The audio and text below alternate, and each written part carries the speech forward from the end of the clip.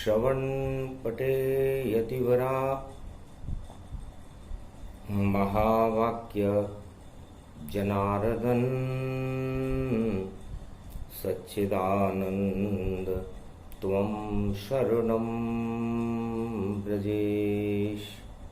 यादवेन्द्रं दयादाता पुंडरीक्षा क्षीरसागरशयनं कमलनयनं नमस्तुते नमामि श्रीहरि। धैर्य से जिसको धारण किया जाता है, कर्णपटुओं से जिनका पान किया जाता है, ऐसे सच्चिदानंद भगवान श्री यादवेंद्र सरकार को मैं नित्य ही चिंतन करता हूँ, नमन करता हूँ। जिनको नमन करने से मंगल आदि मंगल तो हो ही जाते हैं, साथ ही में बहुत बड़ा बल मिलता है मनुष्यों।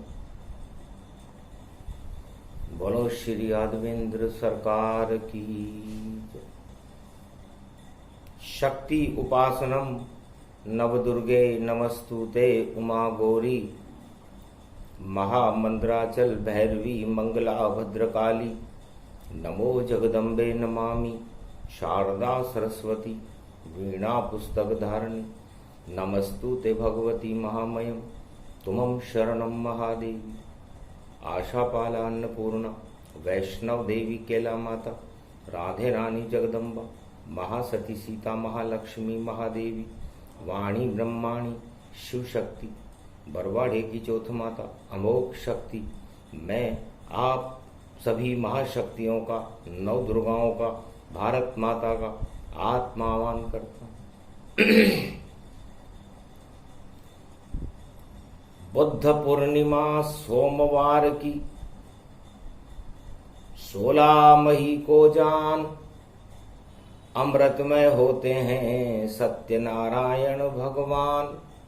क्षीर सागर का अमृत है और बैसाख मास में आई है।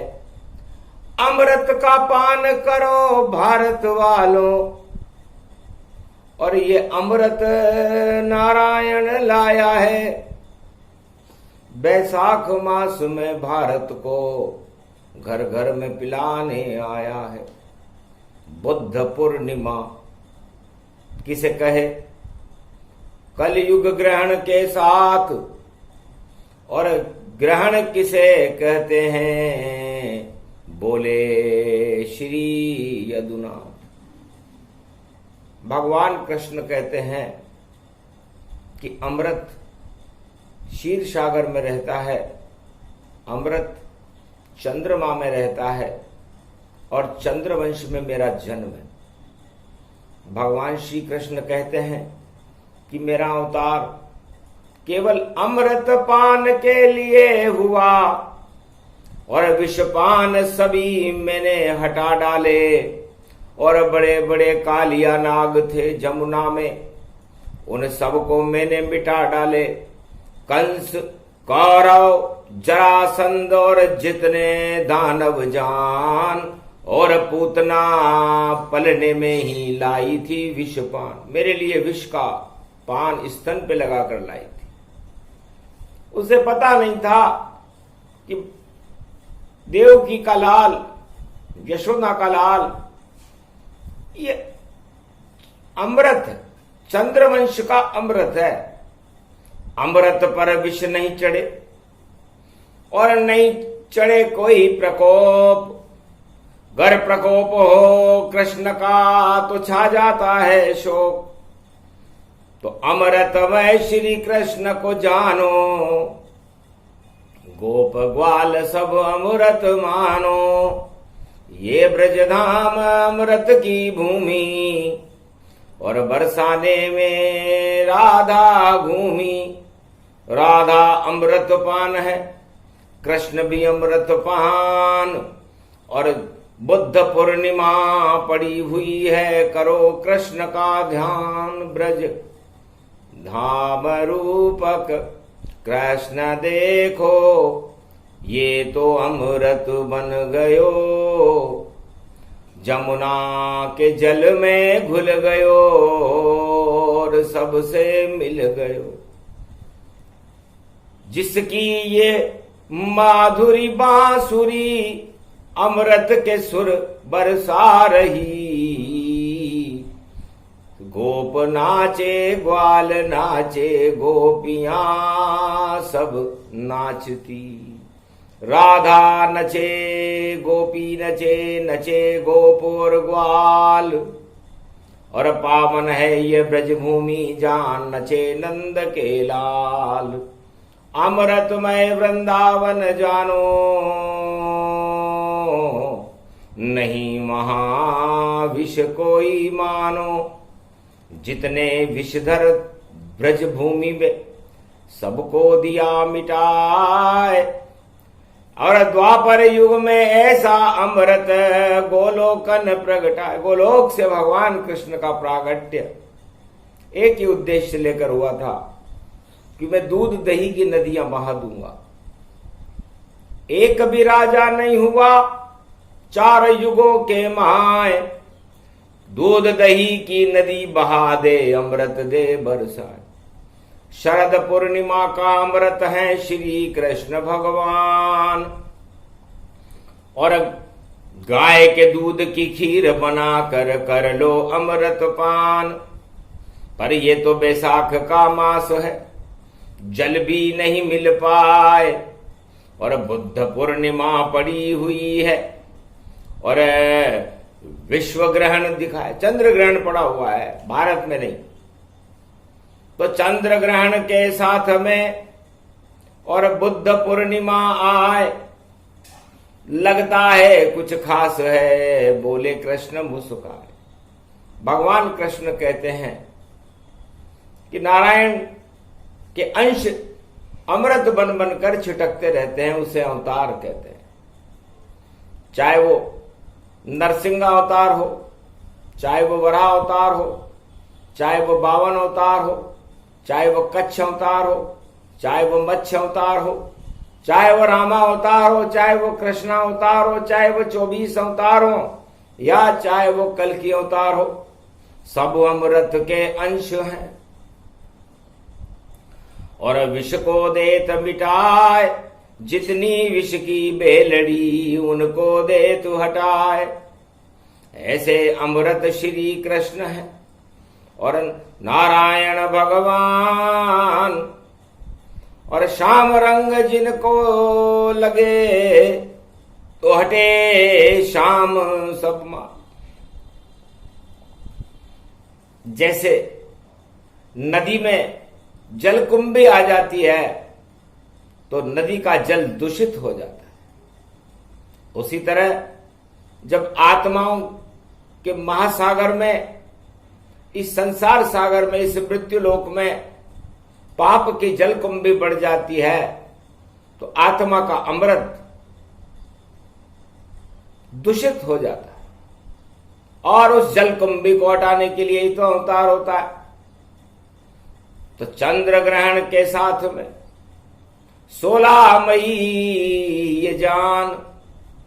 और ये तो कलयुग कालिमा हटा सके नहीं इंसान। कोई भी इंसान इस कलयुग की कालिमा को हटा नहीं सकता, चाहे वो कितना भी ज्ञान जानता हो, कितना भी विज्ञान जानता हो, या किसी भी तरह की कोई विद्या जानता हो। तो कैसे हटे ये कालिमा, कैसे ग्रहण हटाएं, कैसे हटे ये जलकुंभी और अमृत हमें मिल जाए। अर्जुन ने भगवान कृष्ण से पूछा, गोप ग्वालों ने पूछा, राधे जी ने पूछा, महाराज ये कलयुग की कालिमा कैसे हटाए, क्या चीज ग्रहण करे।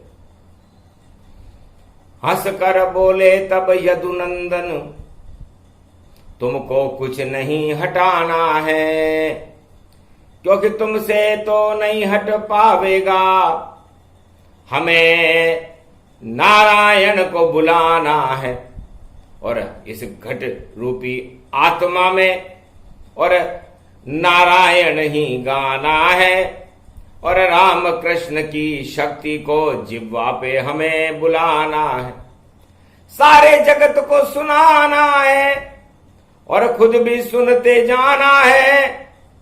ऐसे जुलकुंभी हटे हटे हमें हम निर्मल जन बनाना है।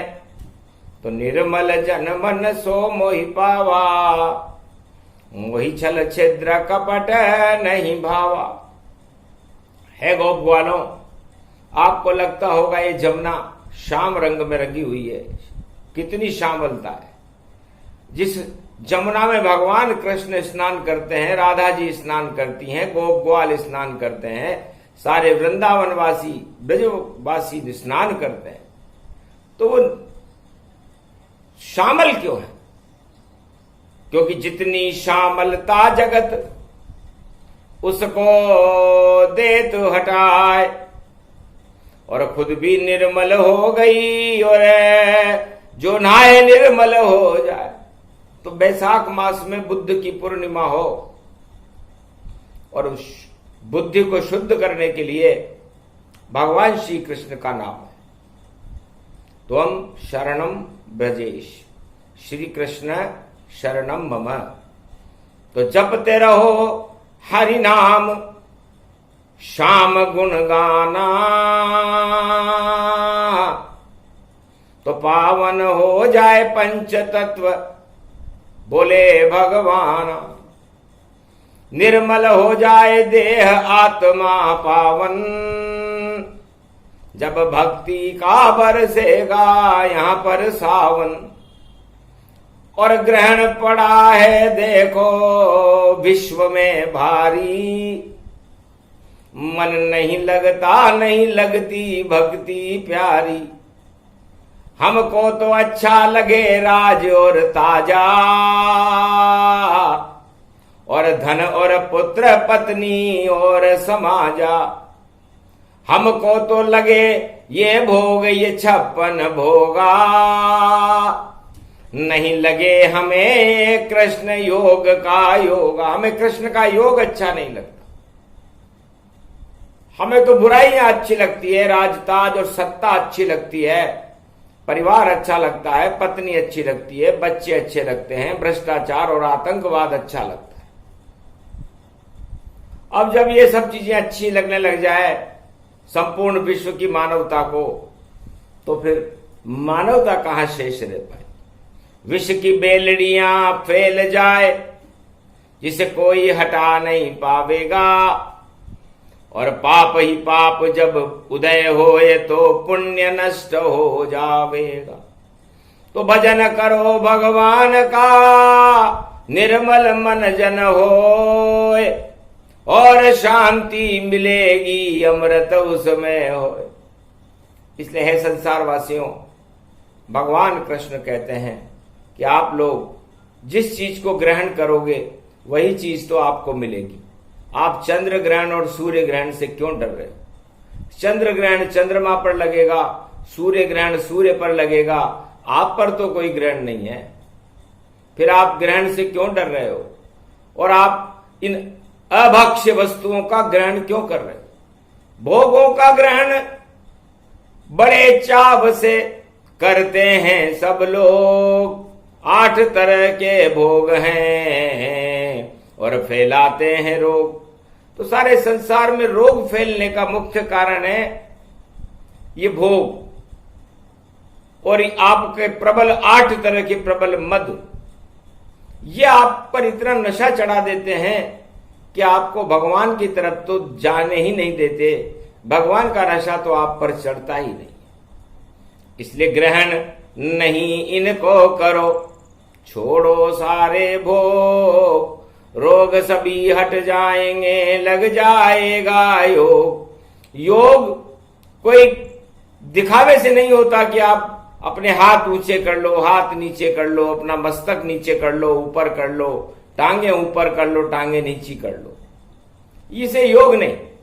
योग तो होता आत्मा में, और आत्मा ही इसको करती है, और आत्मा संसार में किसी भी को नहीं दिखाई देती। तो जब भी योग जागृत हो, आत्मा जागृत हो, आत्मा जगाने का योग तो जाने यहां नहीं कोई।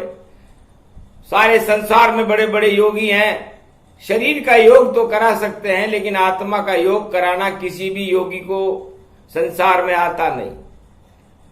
आता भी कैसे, उसने सीखा नहीं, सीखे भी किससे, उसको किसी ने सिखाया नहीं, सिखाने वाले गुरु उसे मिले नहीं। वो तो अज्ञात अवस्था में हिमालय की कंदराओं में खुद आत्मा का योग लगाकर बैठे हुए हैं, अरबों वर्ष हो गए, हिलते डुलते भी नहीं, लगा आत्मा योग और परमात्मा का प्रकाश है अजब गजब संजोग। तो ग्रहण कर रहे अमृत कभी मरे व नाय। योगवाणी है ये अर्जुन, जिसे श्री कृष्ण ही रहे सुना। ये वाणी बैसाख मास में आती है, अन्य महीनों में नहीं। अगन के महीने में तो मैं गीता सुनाता हूं अर्जुन, लेकिन बैसाख मास शिव जी का होता है, और शिव जी ज्ञान के जगत गुरु हैं, और ज्ञान की प्यास बढ़ जाए तो योग लग जाता है। इसलिए भगवान शंकर ने कहा कि बाकी सब जाए जल पीने, क्योंकि गर्मी यहां भारी है, और योग लगाने वाला नहीं कोई, देखो यहां नर नारी है। यहां तो अर्जुन तुम ही अकेले और केवल गोप ग्वाल यहां बैठे हैं, बाकी सब पानी पीने की इच्छा भारी रखते हैं। तो चले गए सब लोग तो पानी पीने जाए, भरी दोपहरी बैसाख की कौन योग सिखलाए। इसलिए अर्जुन, हमें अच्छी वस्तुओं को ग्रहण करना चाहिए, और सबसे अच्छी वस्तु इस संसार में ईश्वर का नाम है, ईश्वर की शरण है, ईश्वर का गुणगान है, जो आपके सारे मेल, सारी जलकुंभियां, सारे पाप हटा देगा। और चंद्र ग्रहण और सूर्य ग्रहण से मत डरो, क्योंकि चंद्रमा के पास अमृत है और सूर्य के पास उष्मा है, ऊर्जा है। तो इन दोनों अमृत और ऊर्जा के सामने सारे राहु और केतु मुरझा जाते हैं। इसलिए उनका काम उन्हें करने दो। राहु केतु अपना काम करेंगे, सूर्य चंद्रमा अपना काम करेंगे। और आप, रविवार का दिन है, कल सोमवार की बुद्ध पूर्णिमा है, तो सबसे पहले बुद्ध पूर्णिमा में बुद्ध लगा हुआ है। और बुद्ध किसे कहते हैं? बुद्धि को कहते हैं। तो बिना ग्रहण के सारे जगत ने और ग्रहण कर ली कुबुद्धि, तो जहां कुमति तह विपत विनाना, जहां सुमति तह संपत्ति नाना। जहां सुमति होती है वहां संपत्ति होती है, और जहां पर कुमति होती है वहां पर महाभारत होता है। इसलिए इस समय तीसरे विश्व युद्ध की ओर जाने वाले विश्व के समस्त राष्ट्राध्यक्ष और राजा और प्रजा कुमति की ओर है, और कुमति को ग्रहण कर रहे हैं। काम क्रोध मद लोभ का चश्मा चढ़ा रखा है। 8 तरह के मद हैं, हाथों में जिनके बम और विनाश की शक्तियां हैं, मानवता को कुचलने के लिए अपनी पूरी कुमति का उपयोग कर रहे हैं। तो अपने आप ही लग गया, देखो इनके ग्रहण, जिसके साथ हो कुमति और उसको हो जाता है बहम। तो बहम हो गया महाशक्ति को, और सारे अणु अस्त्र बेकार, और क्या कुछ लेंगे मानवता को, खुद ही हो जाएंगे संगार। ग्रहण करी जब कुबुद्धि, तो हो गया इनका मंटा ढार। अमृत पान नहीं कर रहे ये, करते हैं ये तो विषपान। तो इस चंद्र ग्रहण में वैसे ही जहर होता है, और ये उस जहर के साथ कुबुद्धि का और कुमति का अमृत पान कर रहे। तो कुबुद्धि विष जानिए और इसका करे ये पान। अरे कितने मां शक्तियां नादान हैं, और बन जाए शमशान। इसलिए महाभारत को तो भगवान कृष्ण रोक देंगे अर्जुन, या उसको टाल देंगे, लेकिन इनकी कुबुद्धि को हटाने का उपाय इनके पास नहीं। कलयुग के किसी भी रोग को हटाने का उपाय किसी महाशक्ति के पास नहीं है। एक तीनों महाशक्तियां बड़े बड़े रोगों से जूझ रही है और वो बम लेकर के चल रहे हैं। वो मानवता का कल्याण करने के बारे में तो उनकी कोई योजना ही नहीं है।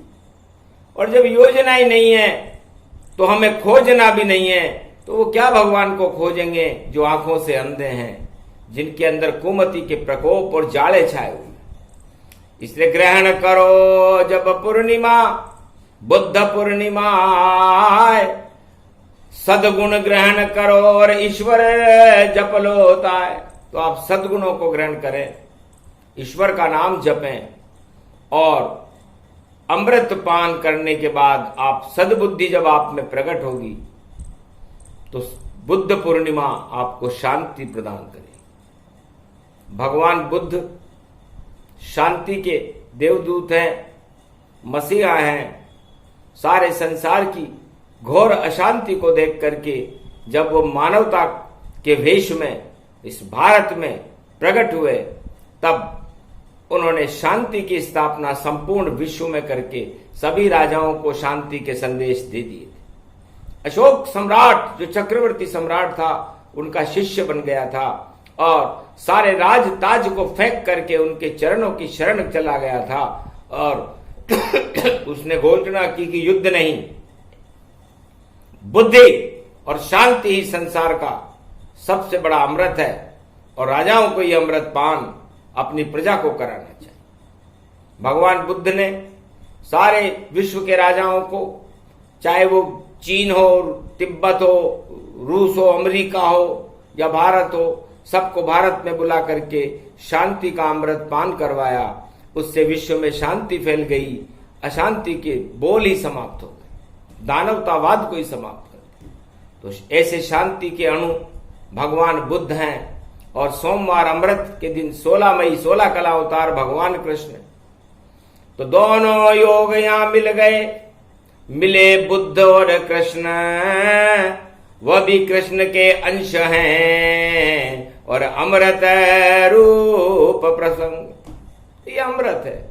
इसलिए अमृत का पान करें और चंद्र ग्रहण से न डरें, क्योंकि चंद्रमा तो आपका मन है और सूर्य आपका मस्तिष्क है। तो आपके मन और आपके मस्तिष्क की सफाई करके उसमें अमृत को सजो कर रखें, शुद्ध बुद्धि को सजो कर रखें और कुमति रूपी कचरे को साफ करके और उसको अपने इस पंच तत्व की देह में प्रवेश भी न होने दें। साफ सफाई अभियान है बुद्ध पूर्णिमा जान, क्षीर सागर के नारायण का और देखो उत्सव मान। तो पूर्णिमा के अधिष्ठदाता सत्यनारायण भगवान है। आपने कभी क्षीर सागर में कचरा होते हुए देखा क्या? सारी नदियां प्रदूषित हैं इस समय संसार में। किसी राजा ने उस प्रदूषण को दूर करने का प्रयास किया क्या? और किया तो ऐसा है जैसे ऊंट के मुंह में जीरा। नदियां ही प्रदूषित, जिस राजा के राज में हो वो राजा कितना प्रदूषित होगा, उसकी सत्ता कितनी प्रदूषित होगी, इससे आप अनुमान लगा लीजिए। भगवान बुद्ध आपको एक नब्ज पकड़ा रहे कि इतनी सी ही पकड़ लो। उस राजा की नब्ज पकड़ में आ जाए तो हो जाएगी कब्ज। उन राजाओं को कब्ज हो जाएगी, रूह सूख जाएगी उनकी कि बातें हम करते हैं बड़ी बड़ी और अपने को शक्ति बतलाते हैं। अगर शक्ति हो राजाओं तुम में तो क्यों नहीं गंगा को शुद्ध बनाते हैं। खुद ही तो तुम शुद्ध हो ही नहीं, क्या गंगा को शुद्ध बनाओगे, जमुना को शुद्ध बनाओगे। अरे जब तक अशुद्धि रहे आपके अंदर तो कैसी बुद्धि प्रगटाओगे। जैसा खाओगे अन्न आप और वैसा होएगा मन, और मन ही है ये चंद्रमा जिस पे लगता ग्रहण। तो ये उन राजाओं की बुद्धि पर, उन प्रजाओं की बुद्धि पर जाकर ये ग्रहण लग जाता है जो खुद अशुद्ध है, जिनके विचार अशुद्ध हैं, जिनके अंदर विष की नहरें बह रही है, बड़ी बड़ी नालियां बह रही है। तो उनके अंदर शुद्ध विचार कहां से आएंगे, शांति कहां से आएगी? कोई शांति गोली खाने से आती है कि कोई शांति का पेन किलर आप खा लें और आपको शांति आ जाए? ऐसा तो संभव नहीं। थोड़ी देर के लिए आप निद्रा में जरूर जा सकते हैं। तो पेन किलर अंग्रेजी का, और देखो शब्द निराला है, और सारे दर्द की जड़ है ये, और इसको मुंह में डाला है।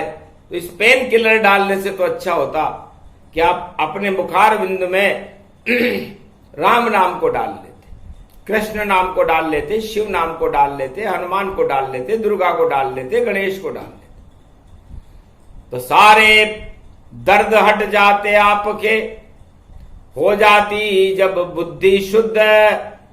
तो फिर कैसे होता इस पृथ्वी पर कलयुग में, देखो भैया तीसरा युद्ध। तो आपकी भावना अशुद्ध है, इस कारण ये युद्ध, और इसको हटाने आए हैं देखो भगवान ये बुद्ध। तो ये भगवान बुद्ध ने सोचा कि अब मेरा ही जन्म हो रहा है 16 मई को, तो पहले मैं इनकी युद्ध बुद्धि को तो हटाऊं, इनकी कुमति को तो हटाऊं, शुद्ध बुद्धि करूं, इस ग्रहण को तो हटाऊं, क्योंकि इनके तो ग्रहण लग चुका और इनकी आदत पड़ गई कि हम तो बुरी वस्तुएं ही ग्रहण करेंगे, अच्छी वस्तुएं ग्रहण नहीं करेंगे। एक बार रावण का लड़का नारायणतक सरयू नदी के ऊपर घूम भ्रमण कर रहा था, सभी महर्षि सरयू नदी में नहा रहे थे, तब उसके अंदर कुबुद्धि हुई, मद चढ़ा कि क्यों नहाऊं अमृत जल में मैं, ये सब मेरे दुश्मन हैं, और नारायण है राम यहाँ पर, और जन्मभूमि ये पावन है। तो जिस सरयू में नहाते हैं और राम लखन भरत शत्रुघ्न और सारे संत महात्मा भगवान, उसमें मैं नहीं नहाऊंगा, बोला नारायण तक। तो एक गंदे पानी का नाला था, उसमें जाकर कूद कूद कर किया नारायण तक स्नान, राम लखन और महात्मा हंसे बहुत गुणगान। इसे कहते हैं कर्म की गति। यदि नारायण तक उस समय सरयू नदी में स्नान करता तो बुद्ध पूर्णिमा का दिन था, अमृत बरस रहा था, हो सकता था वो भगवान का भक्त बन जाता, उसके पुण्य उदय हो जाते, लेकिन कर्मों की प्रधानता के कारण वह सरयू नदी में स्नान नहीं कर सका, और सरयू का और राम का विरोध किया बुद्ध पूर्णिमा को, और गंदे नाले में नहाने से उसके 100 गुना पाप और बढ़ गए। यही हाल कलयुग का है।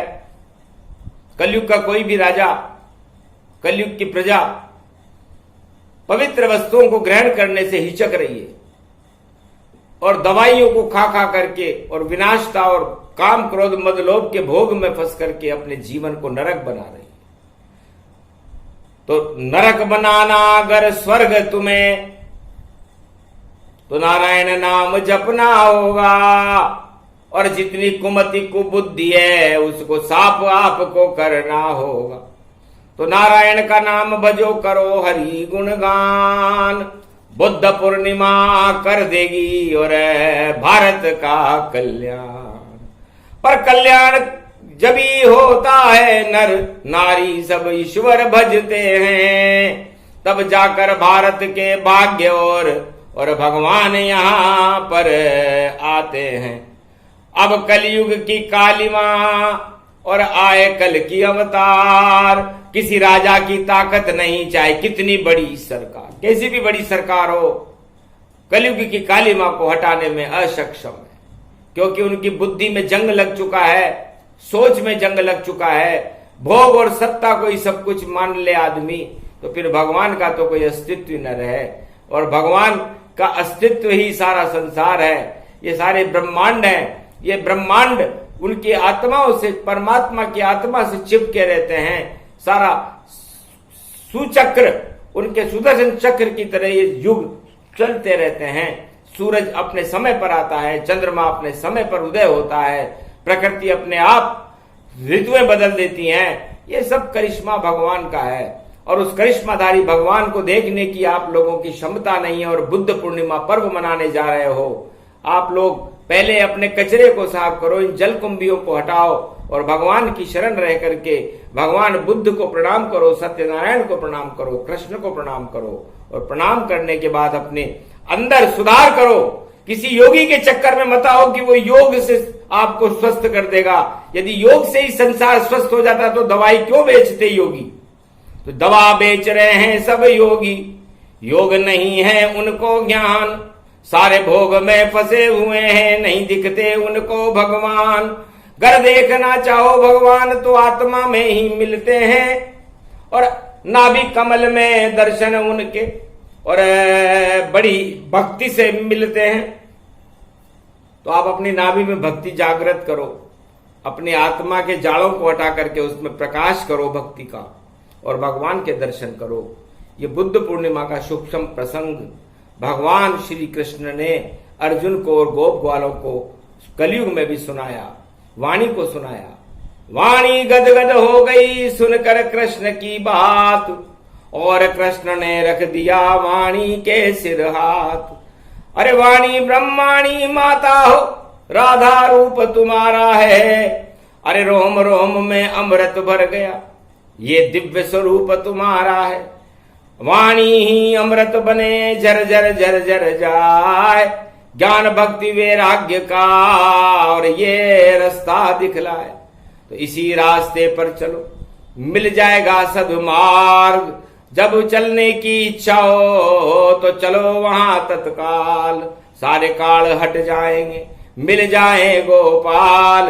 आंखों देखा हाल है जिसे सुना रहे नंदलाल, ये प्रसंग जो भी सुने अमृत रूप प्रसंग।